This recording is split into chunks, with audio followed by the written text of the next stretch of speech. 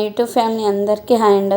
అందరూ బాగున్నారా? అందరూ బాగుండాలి, అందులో నేను ఉండాలని ఎప్పుడు భగవంతుని మనస్ఫూర్తిగా కోరుకుంటూ, నేను మీ చందుని. నాకు చాలా బేజారుగాను అలాగే బాధగానే అనిపిస్తూ ఉందండి. ఎందుకంటే నేను ఏం మాట్లాడాలన్నా ఇబ్బందిగా అనిపిస్తూ ఉంది. వారం రోజుల నుంచి అస్సలు బాగాలేదు.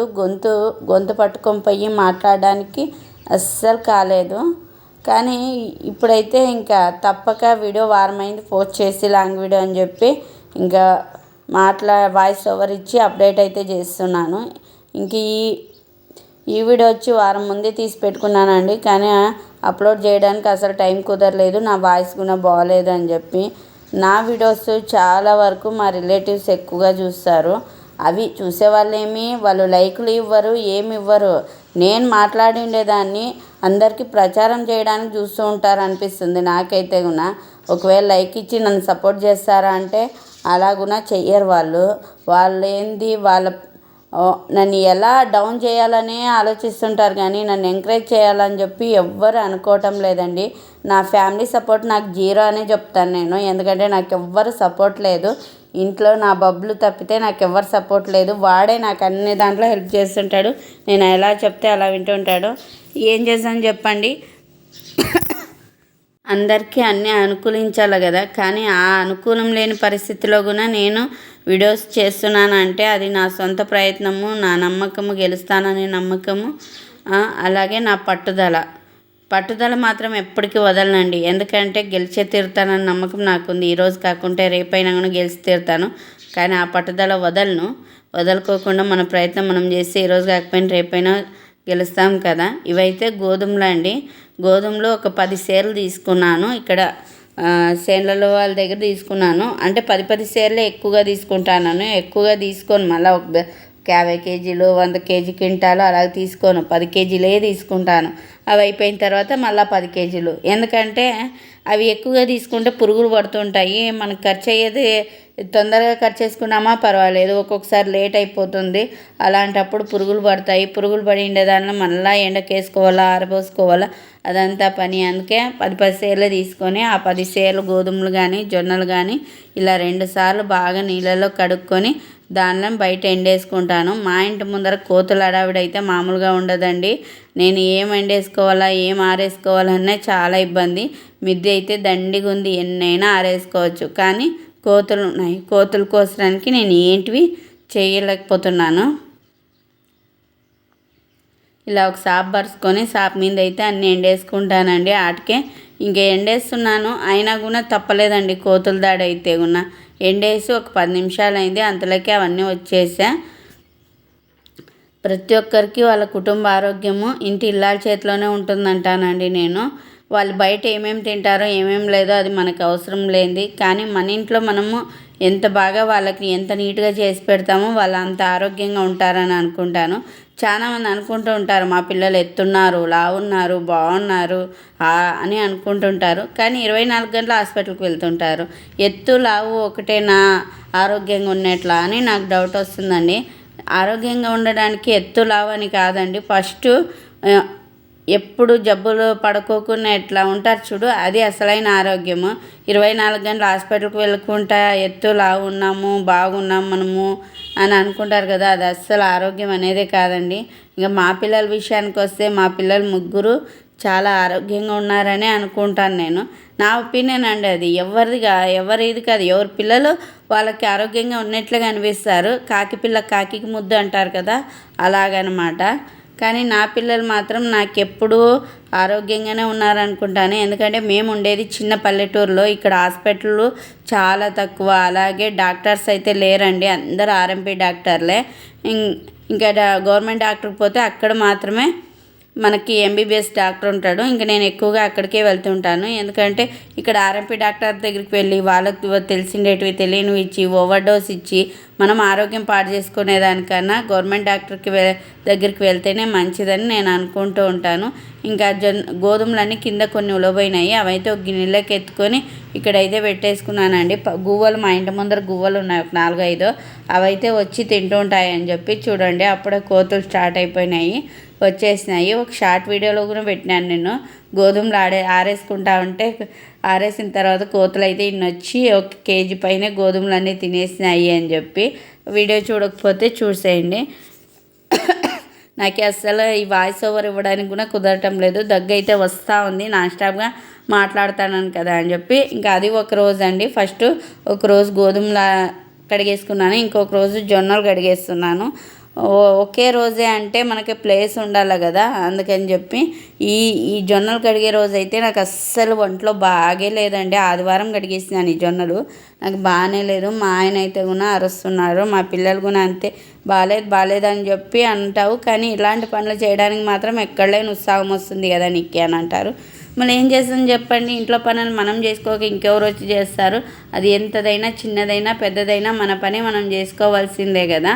ఇంకా జొన్నల్లో అయితే చాలా డస్ట్ ఉందండి. ఇవి స్టోర్లో ఇచ్చిండే జొన్నలు అండి, ఇక్కడ మా ఊర్లో స్టోర్లో ఇచ్చిండే జొన్నలు. ఆ జొన్నల్ని ఇప్పుడు అవసరం లేని వాళ్ళు మన ఇంట్లో స్ట్రెంత్ లేని వాళ్ళు అమ్ముతారు కదా, అలా అమ్ముతా ఉంటే తీసుకున్నాను. పొలాల దగ్గర వాళ్ళతో కాదు, స్టోర్లో ఇచ్చిండే జొన్నలు అయితే తీసుకున్నాను. చాలా అంటే చాలా డస్ట్ ఉన్నాయండి, అందుకే తిక్కి మరీ కడుగుతున్నాను. ఎందుకంటే ఆరోగ్యం బాగుండాలి కదా, ఆరోగ్యమే మహాభాగ్యం అంటారు కదా, అందుకని చెప్పి. అలాగే వేపించుకొచ్చుకున్నామంటే మిషన్కి అంత డస్ట్ మన కడుపులోకి పోతే ఎలా ఉంటుందో చెప్పండి, ఎన్ని రోగాలు రావు. నా పిల్లలు చిన్నగున్నప్పుడు కూడా నేను ఎప్పుడు అస్సలు వేరే ఊరికి వెళ్ళి చూపించుకొని వచ్చిందే లేదండి. అందరూ అంటుంటారు మీ పిల్లలకి మీరు ఎక్కడికి వెళ్ళరు కదా, ఈ ఊర్లోనే తక్కువైపోతాయి కదా అని చెప్పి. అంతే, ఎప్పుడో ఒకసారి జ్వరము ఏదో ఒకటి వచ్చినా కూడా ఇక్కడే గవర్నమెంట్ హాస్పిటల్లో చూపిస్తూ ఉంటాను, తక్కువైపోతూ ఉంటాయండి. కానీ చాలామంది అది బాగాలేదు ఇది బాగాలేదు, ఆ హాస్పిటల్కి వెళ్ళాలి ఈ పెద్ద హాస్పిటల్కి వెళ్ళాలని పరుగులు తీస్తుంటారు. ఇంకా పిల్లల హాస్పిటల్ అంట అండి, పిల్లల హాస్పిటల్, పిల్లలకి ఏమన్నా వస్తే పిల్లల హాస్పిటల్ దగ్గరే చూపించాలా, పిల్లల డాక్టర్ దగ్గరే చూపించాలా, ఇంకా వేరే ఎక్కడా చూపించకూడదు. వేరే ఎవ్వరు బాగా చేయలేరంట.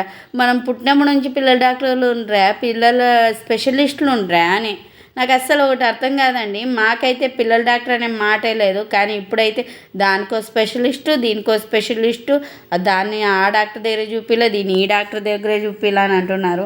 కానీ అప్పుడు అందరికీ ఆల్ ఇన్ వన్గా ఒకే డాక్టర్ ఉండేవాడు, ఊరికి ఒకరు, వాళ్ళతోనే అన్నీ చూపించుకునే వాళ్ళము, వాళ్ళ దగ్గర అన్నీ తగ్గిపోయేవి. ఇప్పుడు ప్రతి ఒక్కదానికి అన్ని దానికి స్పెషలిస్ట్ దగ్గరికే వెళ్ళాలంట, వేరే వాళ్ళ దగ్గరికి వెళ్తే అస్సలు తగ్గవంట. అది ఏమో అప్పుడు చదువులు గొప్పవో లేక ఇప్పుడు చదువులు గొప్పవో నాకైతే అస్సలు అర్థమే కావడం లేదు. నిజం చెప్తున్నానండి, మా పిల్లలకి మాత్రం యాపొద్దు నేను పిల్లల డాక్టర్ దగ్గరికి అస్సలు వెళ్ళలేదు. మా ఊర్లో ఉండే గవర్నమెంట్ డాక్టర్ దగ్గరే చూపిస్తా అంటే అక్కడే తక్కువైపోతా అంటే నాకు ఇంతే సాలరా దేవుడా అని దేవుని మొక్కుతా ఉంటే. ఎందుకంటే అన్నిటికీ దేవుడే దిక్కండి, ఎవరికి ఎలా రాసి ఉంటుందో అలా జరుగుతుంది అని అంటారు కదా. నా విషయంలో మాత్రం నేను అలాగే అనుకుంటాను. ఎందుకంటే నాకు మా ఆయన ఉండేవారు కాదండి. నేను ఇన్మంత్స్ ఉన్నప్పుడైనా కానీ పిల్లలు చిన్నగా ఉన్నప్పుడైనా కానీ మా ఆయన బెంగళూరులో డ్యూటీ చేస్తా అని చెప్తాను కదా. ఇంకా మా ఆయన అక్కడ ఉండేవారు, ఇక్కడ నేను ఒక్కదాన్నే ఉండేది. 3 పిల్లలు ఉండేవారు, పిల్లలు ముగ్గురిని నేనే చూసుకునేదాన్ని. ఏ టైంలో ఏమొచ్చినా అన్ని దానిలకి నేనే వెళ్ళాలా, నేనే రావాలా, వాళ్ళని చూసుకోవాలా, అది నా పరిస్థితి. కానీ ఏం చేస్తాను చెప్పండి, అలాంటప్పుడు నా పిల్లలకి ఏది తెలియంది వచ్చి నేను పరిగెత్తుకుంటూ పోయి డాక్టర్ దగ్గర పోయి చూపించుకోవాలంటే కుదరని పని. అందుకని ఆ దేవుడు చల్లని చూపు నా మీద ఉందని అనుకుంటాను. ఎందుకంటే నా పిల్లలకి ఇంతవరకు అయింది, అంతలా పెద్ద హాస్పిటల్లో పోయి చూపించేంత ఏమీ రాలేదు. ఏందక్క లేనిదంతా కోరుతున్నావే నువ్వు అని అంటారేమో. లేని కోరుకునేది కాదండి అది. ఇప్పుడు అందరూ పరిగెత్తుతూ ఉంటారు కదా, పిల్లల డాక్టర్ దగ్గరికి వెళ్ళాలి, అది బాగాలేదు ఇది బాగాలేదు, అలా చూపించాలా ఇలా చూపించాలా, అక్కడైతేనే బాగవుతుంది అని అంటుంటారు కదా. అందుకని వాళ్ళ కోసరానికి ఇదంతా చెప్తున్నాను. 2 సార్లు బాగా కడిగేసుకుని ఎండేసుకున్నాను. ఇవైతే లాస్ట్లో ఇసుకున్నాయి, అందుకని చెప్పి ఇసుకవి బొక్కల గిన్నెలకి వేసి బాగా తిప్పి కడిగినామంటే రుద్ది ఆ ఇసుకంతా కిందికి పోతుంది, జొన్నలు నీట్ అవుతాయి. కడిగిన అంతకుముందు అయితే పొట్టంతా నిండుకొని దుమ్ము దుమ్ము ఉండే జొన్నలు అట్లాంటివి కరిగిన తర్వాత అయితే కూడా తెల్లగా ముత్యాలాగా అయితే మెరిసిపోతున్నాయండి. ఇంకా గోధుమలు అయితే ఎండినాయని చెప్పి అన్నీ ఒకేసారి చెరిగి ఒక సంచిలోకి అయితే వేసి పెట్టుకున్నామంటే మనకి ఎప్పుడు కావాలంటే అప్పుడు అట్లే వేసుకొని వెళ్ళి ఆడించుకొచ్చుకొని రావచ్చు కదా. అందుకని చెప్పి గోధుమలు కూడా అన్నీ అదేంటి మల్టీగ్రెయిన్ ఆట అంట అవి ఇవి అని చెప్పి చాలామంది అన్నీ వాడుతున్నారు. దాంట్లో తప్పు లేదండి, ఎందుకంటే మనకి 5 రకాల పోషకాలు ఒకే దాంట్లోనే దొరుకుతూ ఉంటే చాలా మంచిది కదా. కానీ నేనైతే అలా ఏం చేయనండి. గోధుమలు అవే, జొన్నలు అవే, రాగులు అవే సపరేట్గానే ఆడించుకొని వచ్చుకుంటాను. బయట పిండి అయితే అస్సలు వాడనండి. ఇంకా మా ఇంట్లో మాత్రం మైదా అనే మాటే లేదు, ఎందుకంటే మేము మైదా పిండి అస్సలు వాడను. ఏమున్నా అన్నీ ఇలా గోధుమ పిండి ఆడించుకొని వచ్చి గోధుమలతోనే చేస్తుంటాను తప్పితే మైదా అలాంటి అవంట ఇవంట అస్సలు వాడిన. ఇంకా మా పిల్లలకి బయట ఫుడ్ అంటారా, అదే దాని మాటే లేదండి. అన్నీ ఇంట్లోనే చేసి పెడుతుంటాను వాళ్ళకి ఏం కావాలంటే అవన్నీ. నాకు వచ్చిండేటివి మళ్ళీ నాకు రానివి ఏంటేంటో చేసి పెడతానని అనుకోవద్దండి. నాకు వచ్చిండే దాంట్లో చేసి పెడుతూ ఉంటాను.